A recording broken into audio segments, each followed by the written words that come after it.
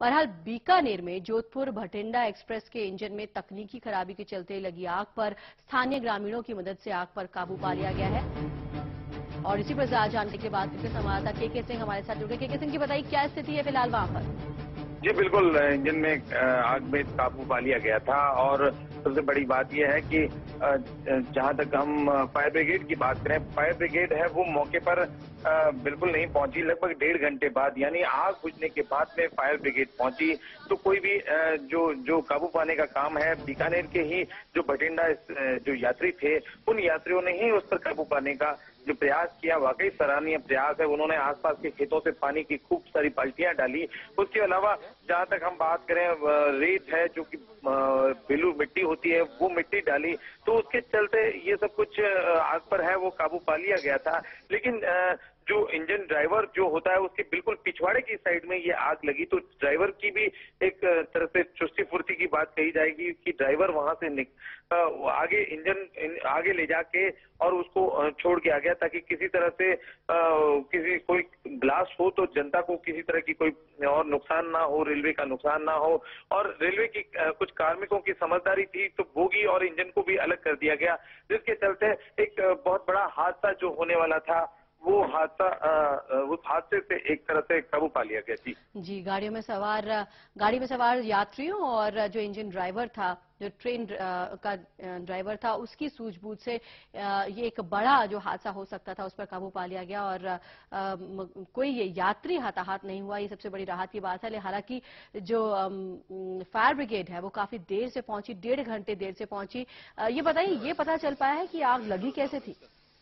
जी, जो आग की जहां तक बात है कि कोई तकनीकी खराबी के कारण, जो कि हमारे इनसे अधिकारियों से कोई सबसे बड़ी बात यह है कि ये जो तकनीकी खराबी के कारण आग लगी, लेकिन अधिकारियों की जो आज उदासीनता देखने को जो सामने आई रेलवे के अधिकारियों का, क्योंकि ये पलाना गांव के पास का जो मंडल पड़ता है वो जोधपुर रेलवे मंडल के दौरान आता है और इसके चलते बीकानेर के रेलवे मंडल के अधिकारियों की किसी तरह की कोई जिम्मेवारी नहीं होती है। लेकिन नहीं होना और एक तरह से जिम्मेवारी से बचने वाली जो चीजें हैं वो आज सामने आई। आज चूंकि वहां पे ये पहुंचते और सभी कुछ नियंत्रण कर लिया जाता, तो चूंकि हालांकि बीकानेर की तरफ से 2 इंजन भेजे गए, भटिंडा गाड़ी को अब गाड़ी सहित यात्रियों को रवाना कर दिया गया है।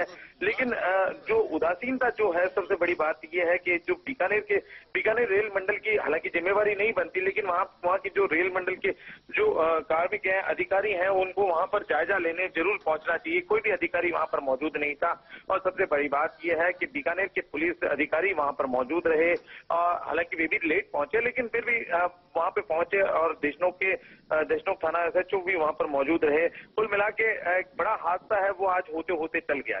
जी, राहत की बात यह रही कि बड़ा हादसा होते होते टल गया, लेकिन कहीं ना कहीं उदासीनता दिखाई दी जिस तरह से आप बता रहे रेलवे अधिकारियों की। रेलवे मंडल के जो अधिकारी हैं, क्या उनसे प्रतिक्रिया मिल पाई है? क्या वजह रही, क्यों नहीं पहुंच पाए वो मौके पर और क्यों जो अधिकारी पहुंचे वो इतनी देर से पहुंचे?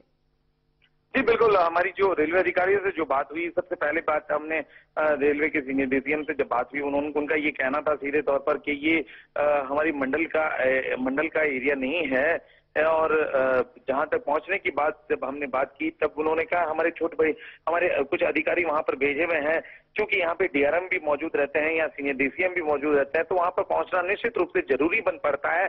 और एक बड़ा जो मामला है उस बड़े मामले पर बड़े अधिकारी वहां पर पहुंचते हैं तो निश्चित रूप से उसकी देखभाल और केयर टेक अच्छी तरह हो पाती है। लेकिन उनका ये कहना था कि हमने अधिकारी भेज दिए हैं, लेकिन वहां पर जो जनता मौजूद थी उनका ये सीधे तौर पर कहना था कि वहां पे किसी तरह के कोई भी रेलवे के अधिकारी नहीं आए हैं। यहाँ तक कि आरपीएफ के जवान, जो रेलवे पुलिस फोर्स होती है, उसके जवान तक वहां पर मौजूद नहीं थे।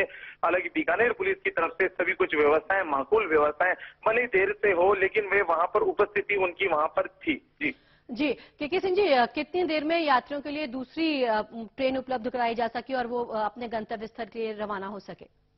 जी, मैं आपको बताना चाहूंगा कि बीकानेर के ये बीकानेर भटिंडा जो भटिंडा से जोधपुर जो ट्रेन जा रही थी, जिसे पलाना के अंदर बोगियां अलग कर दी गई थी और जो इंजन है जो उस इंजन को अलग कर दिया गया था। तो निश्चित रूप से किसी तरह का कोई भी नुकसान ट्रेन को नहीं हुआ।